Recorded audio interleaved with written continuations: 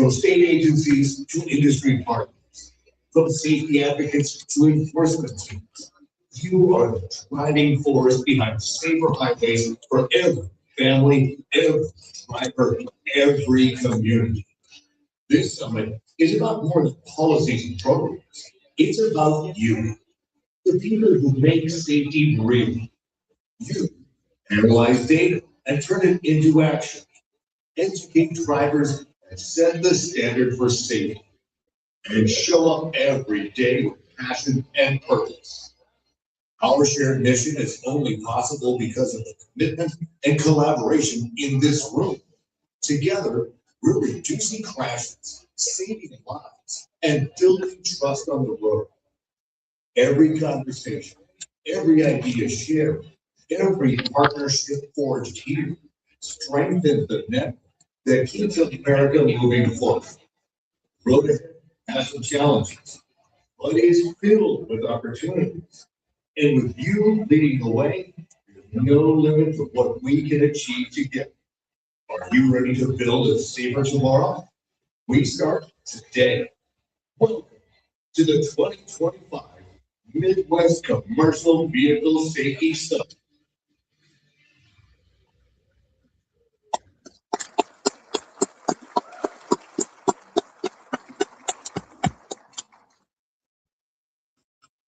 Morning, everyone. So we are beginning this year. My name is Eric Simmons. I'm an assistant professor at Kansas State University, and I'm also the chair of the standing committee of Truck and Bus Safety Research Board. And I'd like to welcome you to Kansas City. Just by show of hands, how many is this your third summit with me? Quite a few. How about second? And your first summit. Excellent. Appreciate you being here. We got a pretty impressive plenary session, and we have some great speakers, but I just wanted to give a couple of slides and give my quick lecture as a professor to the audience. So again, welcome. So again, I'd like to thank everyone here. You made the commitment to coming to Kansas City. You're interested in safety, you're interested about commercial motor vehicle safety, bus safety. And I'd also like to thank the Federal Motor Carrier Safety Administration. We have been receiving a grant to put this on for the last 3 editions of this summit. And we do have a guest from the Office of Secretary of Transportation. I'd also like to thank the Kansas Department of Transportation. Whenever I give a conference, they usually come running very quickly. Our partners with the Kansas Highway Patrol and also Kansas State University, which is our satellite campus. And then, of course, the Lowe's Hotel and the Conference Center, which will be joining us later today. So, and before I move on, I'd like to thank, we have some other summit hosts here. Dr. Brenda, she hosts the Western Summit right over here. So if you have questions, we also, Robert Reisman, who will be here today, she's hosting the Eastern Midwest Commercial Vehicle Summit that will be happening in March. And then we have the Southeast, or the Southern Midwest, or not Southern Commercial Safety Summit that's hosted by NC State. So by the numbers, like I said, this is the third summit that I've hosted here in Kansas City. We have 8 K-State staff here, and they're roaming the hallways. Please ask me questions. We really do appreciate their help. And we've got 2 accountants and of course 1 professor. We've had 29 revisions to the agenda, and like you probably aware, planning these large events, it's never easy. And people back out, people come in, we have changes. And I counted last night, we had 387 emails between K-State and FMCSA. We had 1 government shutdown, and then we had 30 minutes to discuss what flavor ice cream is having later today. And then one regarding collaboration. I cannot thank enough Christopher with FMCSA, our partner here in Kansas. So why are we here? I have a couple of former students in the room that are going to roll their eyes, but I love transportation, I love safety, and this is why I do my job. So I just wanted to give a couple of quick thoughts. I have some humor, hopefully everyone laughs, but here's the lecture side of me. So February 26, 2015, does anyone remember this wonderful day? This was my first year of teaching at Kansas State University. I was teaching an advanced highway design class. And it was the day the internet broke. And this was before all of our intense social media that we see. And 2 very important things happened. First of all, two llamas escaped from was an assisted living facility during a therapy session. And it was an hour-long police chase. And I'm sitting here in front of my screen going, this is unreal. Because of the helicopters flying over, it was almost, akin to the O.J. Simpson, chase there. But it made national news, and it was a slow news day.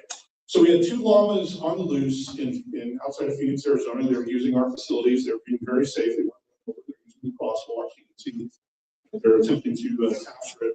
And then on the same day, this was before lunch, and then lunch happened. And then how many of you remember this image that popped up all of a sudden?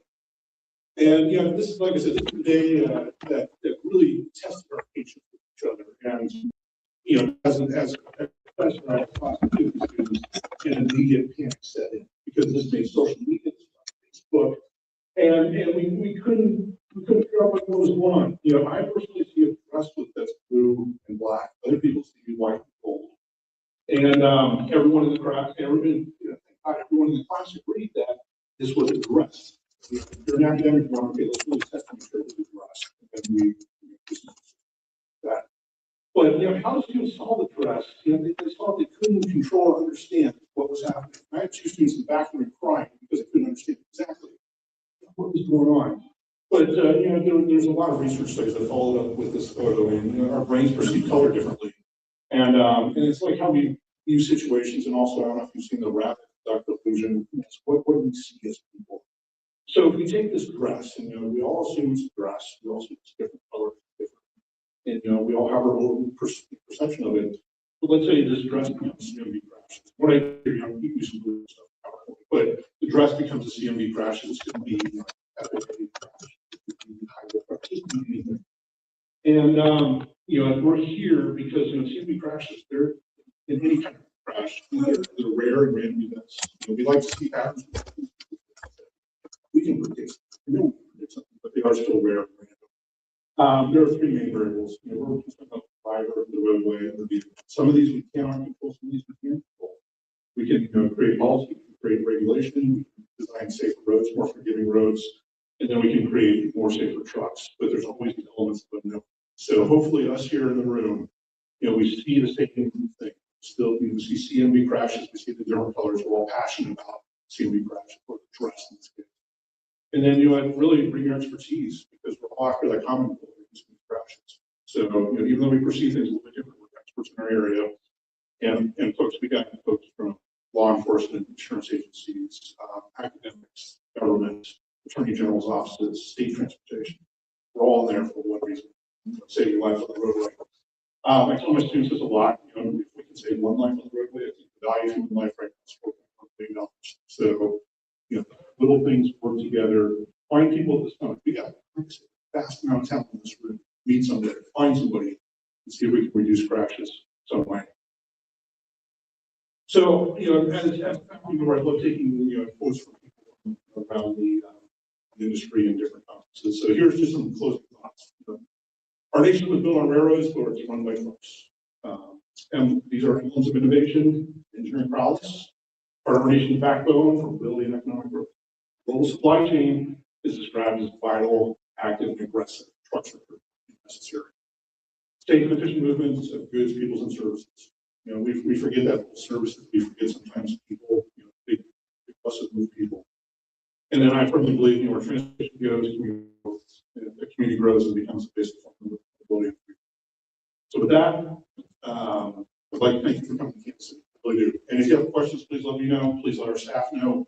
And hopefully come back in 2 years, we are awarded another grant. So moving on. Thank you. So from Kansas State University, we're going to do a quick welcome. I'd like to introduce Dr. Tim Steffensmeyer. He leads the creation of mutually beneficial partnerships with public and private sectors while building faculty and staff capacity for engagement. His work strategically leverages K-State's land grant assets to drive economic prosperity and support healthy Kansas communities.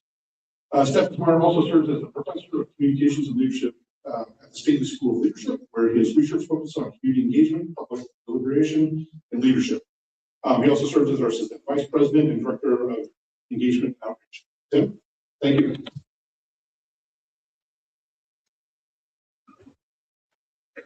Thanks, Eric. Welcome. Obviously, welcome here in Kansas City. Welcome to the other side where I'm from, the state of Kansas, Kansas State University.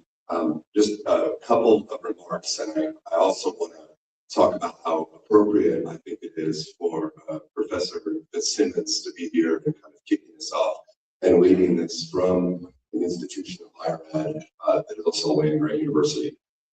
So we deeply appreciate this partnership with the Federal Motor Carrier Safety Administration.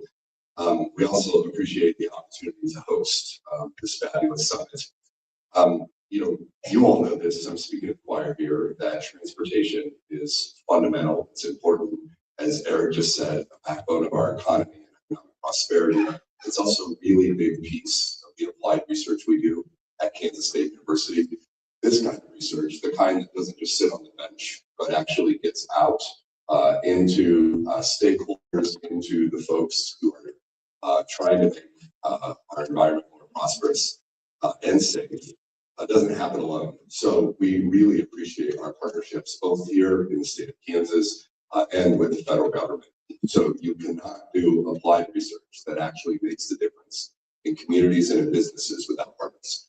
So I just want to underline that. And in today's world, which is more complex, where we need more partners, it's really important to understand that higher education does not happen without partners. Many of you in this room are the very partners that either we already work with or we want to work with. And that kind of gets to this piece here. Why Eric, why Kansas State University? We're designated, what makes us unique as universities, we're called a land-grant university. States have at least one of these, some states have multiple different federal acts. And what a land-grant university was established to do, what we're still doing in 2025, is to deliver health and economic prosperity to all the people in the state. And so what you see on this map here are all the assets of Kansas State University. Our logo, if you're not used to it, is the wildcat. And there's a little wildcat. If you can squint your eyes, if you're a certain age like me, and you need to squint your eyes, and you'll see it in the corner of all 105 counties. That represents physical location. So Kansas State University has like 105 nodes or front doors of which to do what? Research, like Eric does, and deliver it to the partners and stakeholders that need it to make our world more healthy and prosperous. And in this case, Kansas is a prime place. In addition to that, research centers placed across the state, and that's the other dots on there. And that research historically was about agriculture, it was about engineering, it was about military. We'll talk a bit more about that in a second.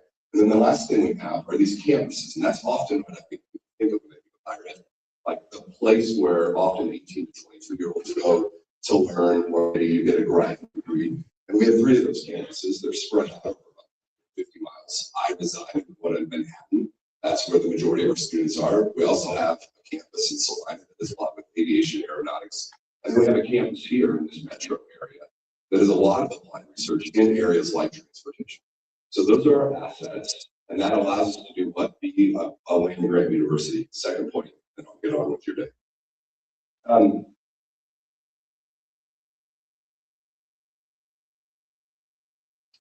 So here's the other thing that makes it unique, and I think that appropriate to be a transportation safety center. All universities, all higher ed institutions, community colleges, all the way up to our own institutions, we all teach. Okay, we all disseminate. That's part of what keeps us in business. Some of us also have research to think. So at Kansas State University, we're an R1 university, just like down the road, our friends in Lawrence, the University of Kansas, they're a Research One University. University of Missouri, Columbia, the other way, Research One University. What makes us unique in Kansas is Kansas State, and I think adequately equipped to partner with you is we do this thing called engagement. Historically, that started with this thing called extension, which is why we're on 5 counties. And the larger was to build the middle class through agriculture. In 2025, what it means is to also help build the middle class, help people prosper, help their families become more healthy. And to do that by extending as much as we can that happens on those campuses in Salina and Manhattan to the people who need the information. So the last thing I just leave you here is thank you. Welcome to Kansas City. I hope you take Eric's advice and meet people you don't know. I hope if you haven't, or there's a way that you can partner with Kansas State University, you connect with myself or Eric or the other 7 folks here from Kansas State.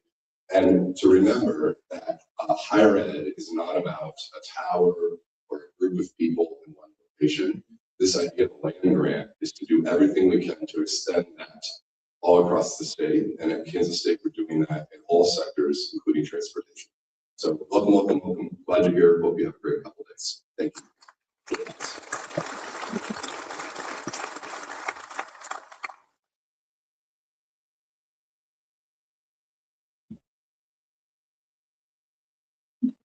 Thanks, Tim. Appreciate it. Next up on our program, we have the Secretary of Transportation and Director of the Kansas Turnpike Authority, Mr. Calvin Reed. Secretary Reed became the Kansas Secretary of Transportation in 2023 and has spent over 15 years as Secretary. He began his most recent tenure with the agency in 2019 as Bureau Chief of Structures and Geotechnical Services Division before moving on into the role of Director of Engineering and Design Division. He is a graduate of Kansas State University, he's one of our alumni, with both bachelor's and master's of science in civil engineering. Secretary, thank you.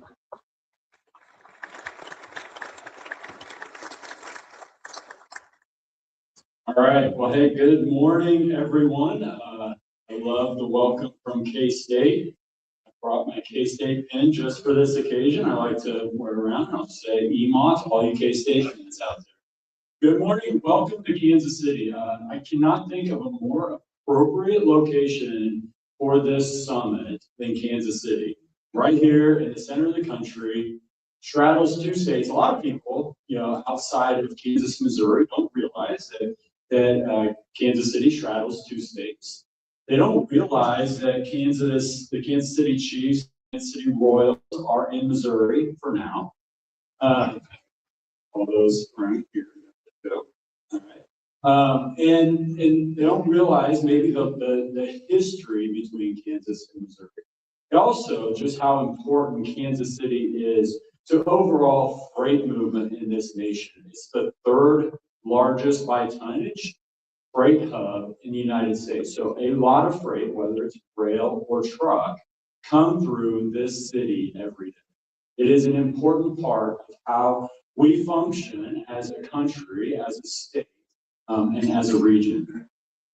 I'd like to thank Administrator Bars and the entire Federal Motor Carrier Safety Administration for helping to fund this summit and everything that you do to prioritize the roads that we drive on every day. Funding this collaborative summit is really what helps bring industry, government, and academia together to discuss how the freight industry can fulfill its dual mission of safely moving things around, right? Those are often 2 conflicting things. We need to efficiently move goods, but we need to do it safely. And so the fact that we are all here to discuss how we can accomplish both of those missions and make sure that we are keeping all travelers safe is such an important conversation. So thank you for hosting this summit.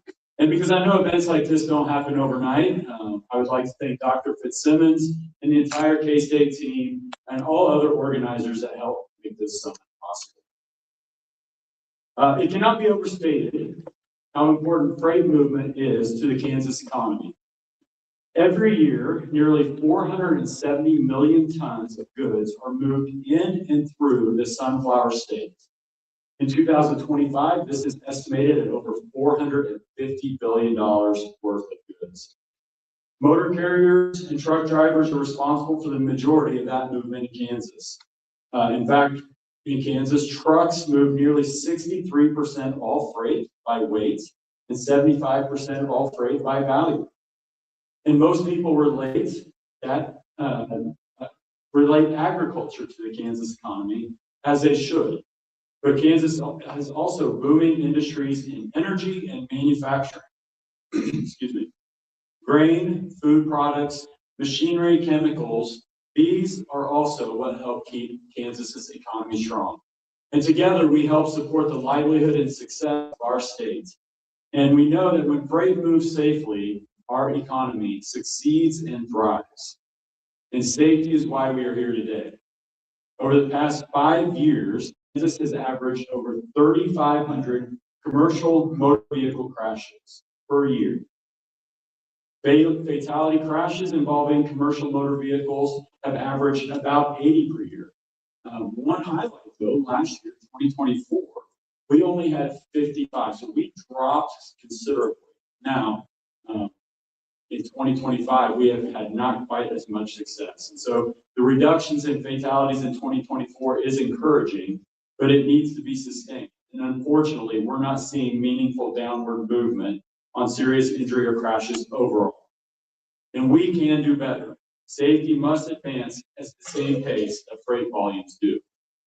Real improvements are going to require things like corridor-based safety strategies, technology deployment, strong enforcement and compliance partnerships, and better real-time data integration.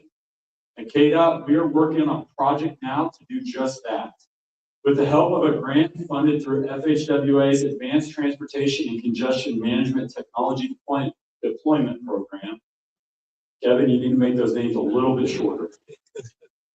We have a project along US 83 in western Kansas, a critical rural freight corridor serving a variety of industries, including agriculture, energy, and livestock.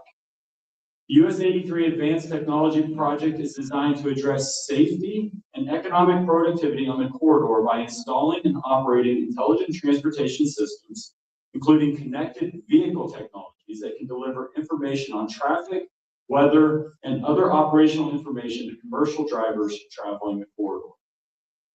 With these improvements, our goals are to reduce severe rural freight crashes, provide real-time routing and hazard information, improve reliability and reduce shipping disruptions, and create a scalable model for future Kansas freight technology corridors.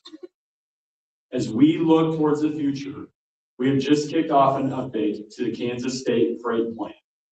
As with our current plan, this will be comprehensive, looking at all modes of transportation, how they interact with one another. There will be a focus on how investments in technology on our freight corridors will help the efficiency and safety goals. We will incorporate data from our US 83 project and other innovation corridors across the country, including the I-45 autonomous corridor in Texas. And we'll address changing demographics that could impact workforce for freight and freight-reliant industries. We'll use the plan to show our alignment with federal priorities, including safety, reliability, system reliance, and technology adoption. That will help keep Kansas first in line for federal funding opportunities. This updated freight plan will help us continue to identify and prioritize investments that make sense for freight movements in Kansas, because we know how critical a well-maintained, reliable highway system is to our state's success. In Kansas, we have a long history of investment in our vast system of roads and highways. We are currently in the middle of our 10-year comprehensive highway transportation program. The current program is called the Eisenhower Legacy Transportation Program, or IKE. It's named after Kansas's own son, Dwight David Eisenhower, president, and really the architect of the interstate highway system. Since the program was kicked off in 2020, we have completed work or have underway more than 9,500 miles of roadway improvements. More than 550 bridges have been improved by repairing or rehabilitating or replacing. And we still have a lot to do. In our statewide public meetings that we had earlier this fall, we identified over $9.5 billion worth of unfunded needs to modernize and expand our highways throughout the state. All of them to support the growing economy supported by the freight industry. But the reality is that with dramatic increases in prices, it costs more to deliver these projects. So it will take partnerships at all levels of government, in between private sector and public sector, to deliver the highest impact projects for our customers, the citizens of our state. It will take working together with partners at the table, including the Federal Motor Carrier Safety Administration, Federal Highway Administration, NHTSA, our state and local partners, law enforcement, and boots on the ground for motor carriers. Events like this summit, where all partners come together to share ideas, is where true innovation begins. I look forward to productive discussions and action that will result in safer roads for all users. Thank you all for the time this morning. Thank you.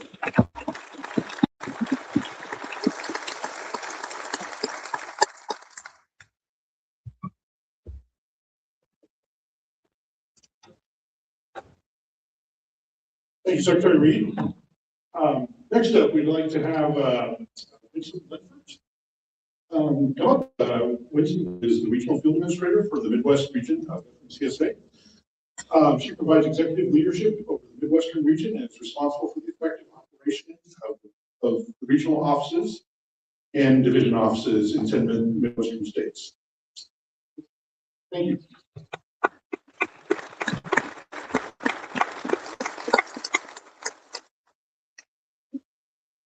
Good morning and welcome to the Midwest Commercial Vehicle Safety Summit. I would first start by thanking Debbie Kirchhoff, Jacqueline Wolf, and Eric, as well as our own Michael Christopher, Division Administrator for Kansas, for all the hard work that you put into putting on this conference, along with the assistance of a discretionary high priority grant from FMCSA. This is great work. And an outstanding event, and with all the hard work that you guys have done, I think there's going to be a lot of things accomplished out of this conference this week. The FMCSA, we provide competitive grants to law enforcement agencies, educational institutions, and local communities to support commercial vehicle safety, which is exactly what we're focusing on over the next 2 days. As the nation's central region, the Midwest functions as a critical crossroads for the East, West, and North and South traffic. Commerce and people move through the Midwest, but there's still also a very large portion of the industry that calls the 10 states home. The Midwest carrier population includes 448,000 carriers, of which over 7,000 of those are passenger carriers. 22% of all U.S. domiciled carriers are located right here in the Midwest. That's a pretty large chunk for such a small group of states. We have over 2 million drivers, over 2 million vehicles, and 93% of the carriers report having 10 or fewer drivers, really small businesses making the U.S. thrive. And we are still growing. 20,589 newly registered carriers as of October of just this year. This is why safety and efficiency of operations is so important to ensure our commerce and people continue to move through the Midwest safely. The good news is crashes and fatalities, as was identified here in Kansas, are down in the Midwest overall. 5% of the decreases in crashes between fiscal year 24 and 23, and 7% decreases in fatal crashes between the same period of time. But unfortunately, crashes are still happening. In the Midwest, over in 2024, there were 39,356 crashes, of which 943 of those were fatal crashes. But even more so, 48% of the Midwest crashes attributed to carriers from outside the Midwest. So we all, the entire country, has a part to share in crash prevention. This is why we must continue to work together to prevent both crashes and fatalities, and why the work that we do this week is so important. Making connections, sharing best practices, and learning about new technology. It's so important to help us change that behavior and gain compliance with safety.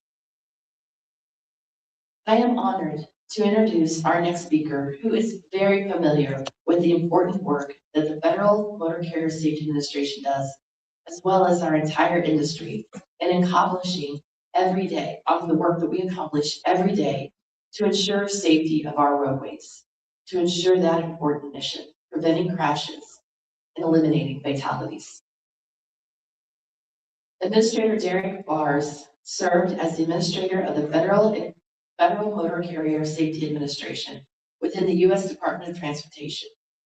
Nominated by President Donald J. Trump on March 25th, 2025, and confirmed by the U.S. Senate on October 7th, 2025.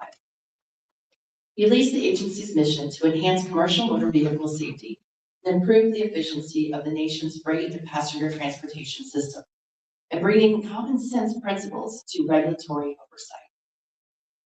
Nearly 35 years of experience in law enforcement and roadway safety, including more than 25 years focused on commercial motor vehicle safety. Bars has built a distinguished career at the local, state, and national levels. He previously served as an Associate Vice President for Strategic Mobility Solutions at HNTB Corporation, and earlier as a Deputy Sheriff in Madison County, Florida, and as a Florida State Trooper. Rising through the ranks, he retired as Chief of the Florida Highway Patrol. Nationally, he's been a leader in the Commercial Motor Vehicle Safety Alliance, serving as the Florida's lead agency representative, as president of the industry membership, and as inaugural chairman of the Enforcement and Industry Modernization Committee. In addition, he served as the American Trucking Association Law Enforcement Advisory Board, helping foster stronger industry and law enforcement change. He's a graduate of Flagler College in St. Augustine, Florida, with a degree in public administration, and Bars has constantly remained active in his community and committed to advancing public safety. Please help me in welcoming Administrator Bars.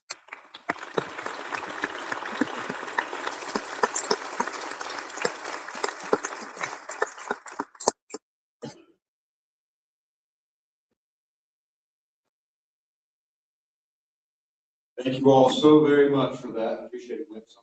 So she mentioned that I was from Madison, Florida, so we have some connections in this particular area, and I would like for you all to know that there's some fine folks that come out of where I'm from. So I think you all know a gentleman by the name of Lorenzo Kane. Is that correct? You all know him? He played with the Kansas City Royals. So Lorenzo grew up in the same town that I grew up in, and my cousin was his first baseball coach.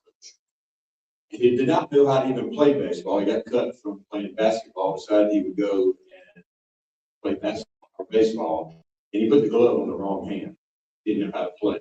But anyways, he has been I think a native son now of Missouri and in the Hall of Fame, and his mother is just a wonderful, wonderful person. And we're both proud to be from Madison, Florida, which is a great place to grow up. But again, this is the third summit. It is so good to see so many of you across this room, people who I've known throughout my entire career, and I look forward to working with you all further as we advance highway safety, and we're going to talk about a few of those things in my prepared remarks that I have. Again, Winston, thank you for the introduction. This is a great place to be in Kansas City, and these are some of the nicest people that I think I've ever come across. So you all have a lot to be thankful for here. The video that you all had, it kind of sets the tone of where we are and where we're going into the future for the next couple of days. And Eric, I want to thank you not only for what you've done for this particular summit, but what you continue to do each and every day. And you've worked closely with some of our colleagues across that we've known from each other for a long period of time. I saw him in the room earlier with Grady Carrot, who used to be my boss at the Florida Highway Patrol, and I'm just glad to see him as well. But thank you for what you do. And FMCSA is proud to serve as a partner host because the work happening here, both at the summit and across the region, directly supports highway safety and our core mission of reducing crashes and fatalities. Winston talked about earlier about the crashes are being reduced. We have a lot of work to do, and each and every day that I talk to folks around the country and talk to our state partners, we see the incredible work that's being done. But we still have a lot of work to do, and we're not going to stop until we continue to lower those rates to where they are now. But as we look forward into 2026 and beyond, we are focused on one clear objective, and that has to be saving lives. And addressing safety that makes a positive difference. We cannot continue to do the same things that we've done over and over and over again and expecting some kind of different result of that. We have to work collectively together. And the secretary talked about it earlier. We have to have all types of partnerships. And as I go through this, you're going to see the theme of that. We have to have partnerships. It's not having things that we do in silos. We can't do things at NHTSA in one way. We can't be doing things at FMCSA in another. We have to work closely together. And we know that achieving that goal requires us to identify risk earlier. We have to act more decisively and deliver measurable safety outcomes that mean intentional. And we must invest our time and our resources in those areas. We have to move the needle. And that needle needs to be moved now. We need operational things that we can implement now. Research is great. We have people that are doing some amazing work. There's a lot of research being done. We can have some action on it moving forward from an operational standpoint. It requires strong data, already been talked about already. Credible research and sustained collaboration. We must continue to work together. Because safety isn't just a concept or a regulatory exercise, and there's a lot of you in this room who are going to sympathize and understand what I'm about to say. It's personal. And it should be personal. If you're not doing it for a personal reason, if you don't have a passion about doing it, you probably need to go and do something different. But as a former law enforcement officer, and I see back here in the back, I see some of my former colleagues that I worked with over the years from Missouri. I've seen Kevin back here earlier, so you know what I'm talking about. We've all seen firsthand the devastation and consequences of crashes on our roadways. We've all stood on scenes on the side of the road where things happen just like that. And there's things that you can't unsee. They don't go away. So we have to make sure that what we do every single day matters. Because there's family members that are not statistics. They're their loved ones, they're their family, and we talk about a broader scope, they're people of our community. And that's why this work matters so deeply to me, and I know that it does for you, the ones in this room. It's about the drivers behind the wheel. It's about inspectors and law enforcement also in the field who are doing work and making a positive difference. Researchers asking hard questions. Planners designing safer systems. Families who expect their loved ones to come home every day. That's why this particular summit matters. I would like to say that the South Summit is probably the best since I'm from the South, but I want to give that up and say this is the best summit that is put on in the country. So give yourselves a round of applause. This forum brings together the right people, federal, state partners, industry leaders, law enforcement engineers and researchers to share thoughts and ideas, and you challenge one another and move solutions forward so we can have operational outcomes, as I mentioned earlier. The goal is simple. We have to reduce crashes. We have to save lives. The work to get there is hard. It's not easy. It's complex. It takes time. Research takes time, and operational inputs take time. But we can do this by working together. You're going to hear from Deputy Assistant Secretary Lee White shortly after me from the Office of Secretary, and they're doing some great work in research, but I want to talk a little bit about some of the research we're doing at FMCSA. At FMCSA, research is not theoretical. We have to drive action. It shapes how we write our policy with our policy folks that are here in the room, how we focus enforcement, and how we conduct oversight, and how we design education and outreach. Education and outreach is very important to me because that's where we meet the lowest levels. And I mean lowest levels, I mean the youngest drivers, making sure that they understand what it's like to drive around a commercial motor vehicle, for example. Research helps us to understand where risk is emerging, why crashes happen.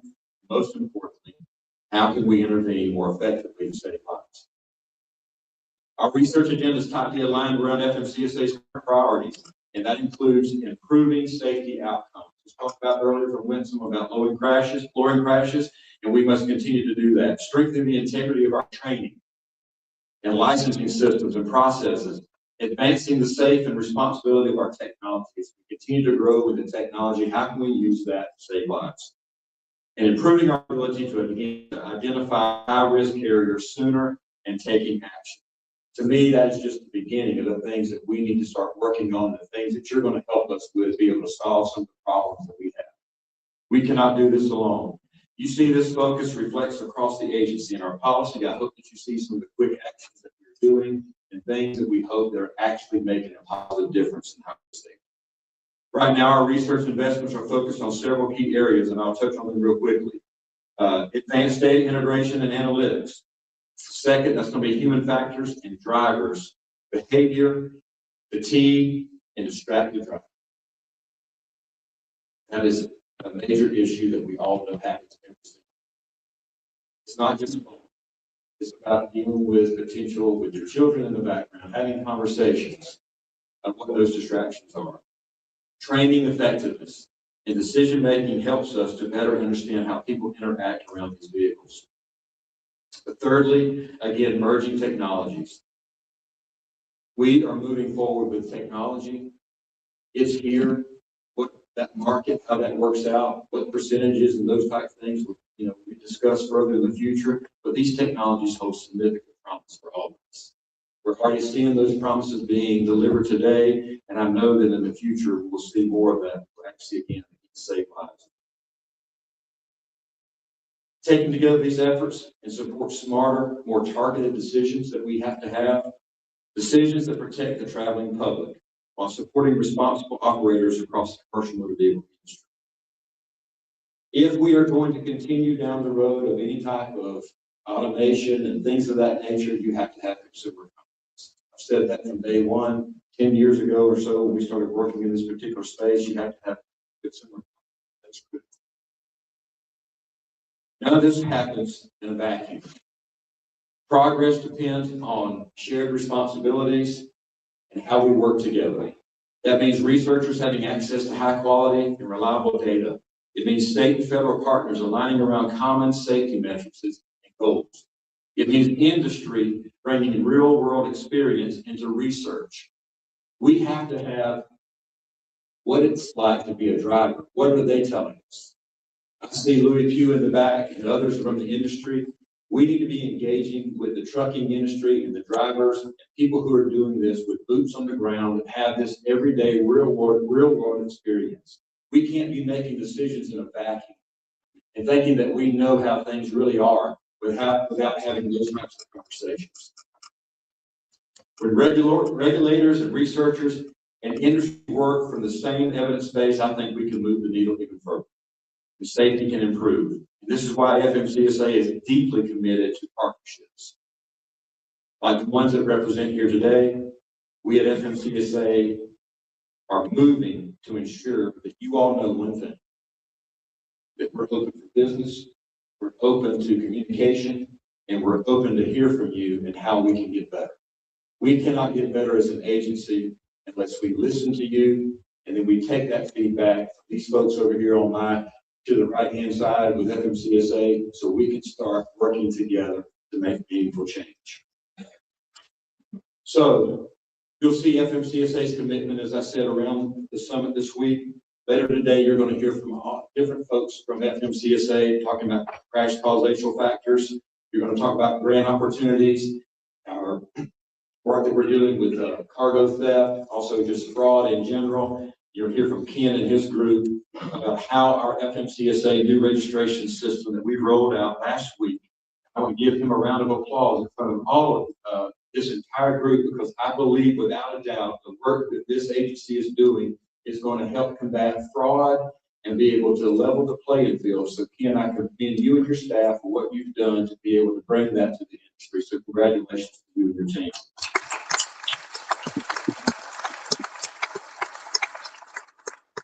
These sessions reflect where we are focused and where we're headed next. I also encourage you to stop by and see Emily at our booth that we have out front.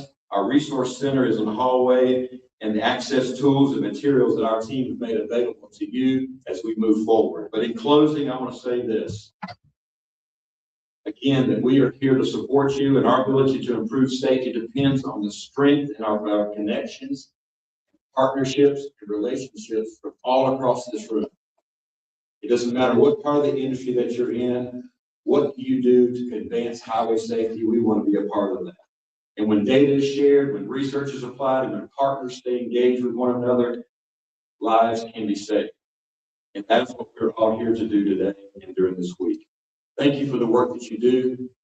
Thank you for the questions that you're going to ask, the assumptions that you will challenge, and the solutions that I know that we will come up with folks like K-State, Eric, and the group that you have.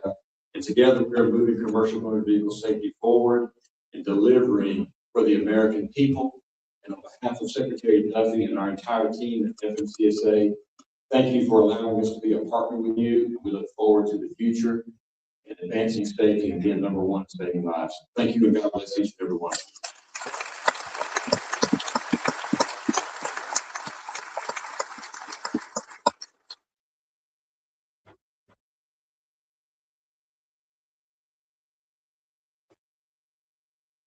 All right, we're a little ahead of schedule, so that gives you more networking opportunity.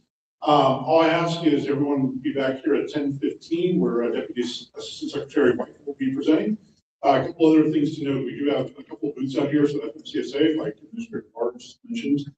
We have the Truck Safety Coalition, we have Google Public Sector, and also we have SiriusXM that's doing a live broadcast outside. Administrator Barnes will be doing his live broadcast at 10 a.m., but if your organization would like to speak with the producer, he's out here. But anyway, please enjoy your time, and please be back at 10:15. Thank you.